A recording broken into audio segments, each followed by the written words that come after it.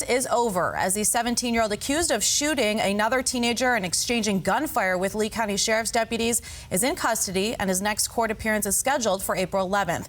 We here at Fox 4 were the first to break the news last night that 17-year-old Eusebio Montoya turned himself in. Our Brianna Brownlee joins us now with a recap of what all led up to this arrest and what's next. Bree? Montoya is still in the Lee County Juvenile Detention Center awaiting his fate. According to the Lee County Sheriff's arrest records, no bond has been set for his release. Now, as you stated, Elise, we were the first to break the news that he turned himself in last night. And earlier this week, Lee County Sheriff Carmine Marcina says the violence that has been happening against law enforcement is sickening. This violence has to stop.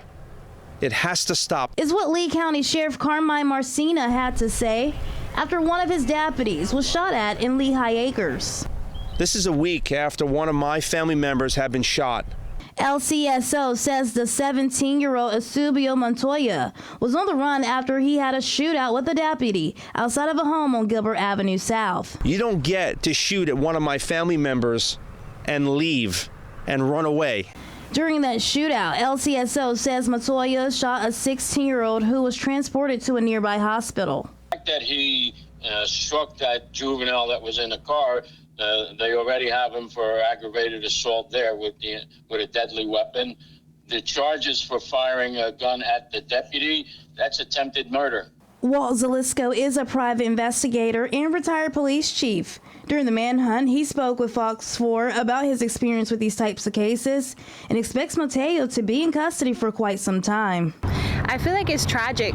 You know, it's sad to see what this world has come to. It's sad to see, you know, how human behavior is, you know, during these times. The morning of the shooting, a neighbor spoke with Fox 4. She lived in that area for a year and says nothing like this has ever happened before. So I was just a little bit in shock to see all the cops and stuff.